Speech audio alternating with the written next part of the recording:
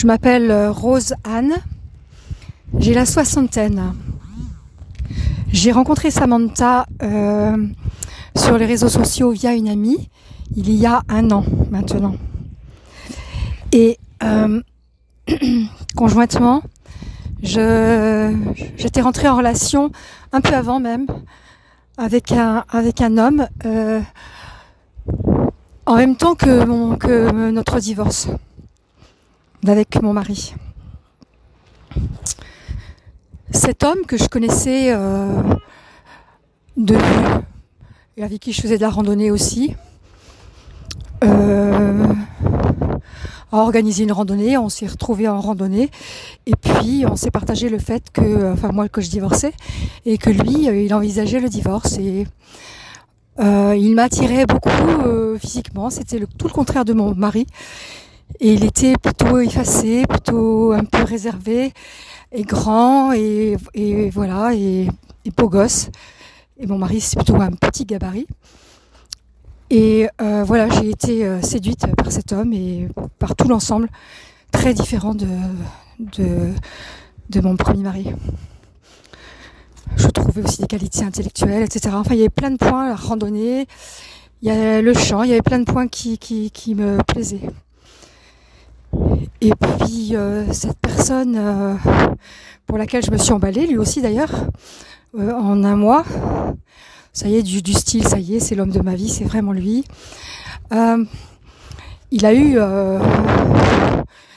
une épreuve qui fait que il ne s'est plus senti de vraiment divorcer. C'est-à-dire c'était oui, un jour oui, le lendemain non, avec un stress incroyable. Donc on pouvait rien faire, rien vivre. En plus, il fallait rien dire. Il ne pouvait rien dire à la personne et du coup ça commençait à devenir très dur pour moi, mais comme je suis une femme de foi, je me suis battue, j'y ai cru, j'ai dit mais si ça doit se faire, ça se fera, andiamo et voilà et Samantha que j'avais rencontrée sur les réseaux sociaux et qui j'avais fait une formation m'avait mise en garde, m'avait dit attention, tu sais, c'est quelqu'un qui n'est pas encore disponible, il n'est pas encore disponible, donc il n'est pas disponible. Voilà, moi j'ai pas écouté parce que j'étais emportée par mon élan, par l'amour, et vraiment j'ai foncé les yeux fermés et j'ai continué à souffrir dans cette espèce de chose infaisable, improbable, tout en y croyant, et puis tout à un moment donné. Il faut être quand même 2 pour y croire. J'ai baissé les bras. J'ai commencé à baisser le degré de ma foi, en me disant il faut être 2 quand même pour y croire. Et puis c'était vraiment très bizarre. J'ai commencé à me dire mais est-ce qu'il serait pas un peu pervers? Est-ce que je commençais à me questionner et puis lui m'a dit oh mais c'est bizarre, je te fais du mal comme si j'étais un pervers, mais je ne suis pas pervers. Et ça a commencé à me ronger l'intérieur. Je me suis dit, dans les fêtes FAITS, finalement, c'était vraiment la douche froide écossaise à chaque fois. Et voilà. Et puis, j'ai commencé à dire non, à dire j'arrête, au bout donc d'un an et demi. Restons amis, tout simplement. Et l'amitié est devenue terrible.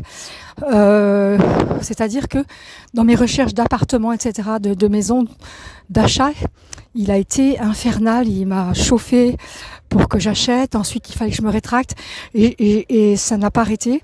Et mes amis me disaient, mais tu es complètement dépendante de cette personne, fais gaffe. Et ouais, effectivement, j'étais devenue complètement accro à ça. Comment dirais-je, pas accro ni envoûtée, comment vous dire. Je croyais vraiment ce qu'il me disait et je me disais il est indécis, mais c'est bien parce que finalement ça me permet de vraiment choisir.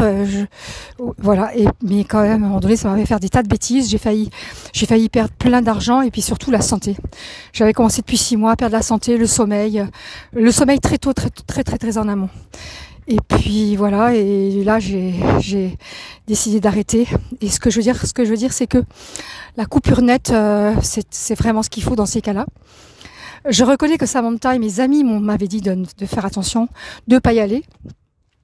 Et en fait, j'ai vécu le même système psychologique que les adolescents à qui on dit non, attention, n'allez pas, ne prenez pas ces produits, ne faites pas ci, attention, c'est rédhibitoire, etc. Et moi j'ai vécu la même chose, l'amour rend aveugle, et rien n'arrête, rien ne nous arrête, si ce n'est quand même notre propre expérience, et si ce n'est aussi en arrière-fond ce qu'ont dit les gens qui nous aiment. Ça quand même c'est très précieux. Donc il faut continuer à dire il faut continuer à dire aux personnes, ça c'est ce que Samantha m'a dit, voilà. Et quand je lui ai dit que c'était terminé, elle m'a dit je t'ai laissé faire. Mais ouais. Alors ce coaching m'a permis de comprendre de l'intérieur les choses, déjà de me recentrer sur moi-même, malgré toute cette épreuve de continuer à vivre mes talents, à les faire grandir, à m'affirmer. Mais c'est vrai que ça m'a donné la foi, mais en fait la foi il faut la mettre au bon endroit. Voilà, et Samantha me l'avait dit, mais j'entendais pas.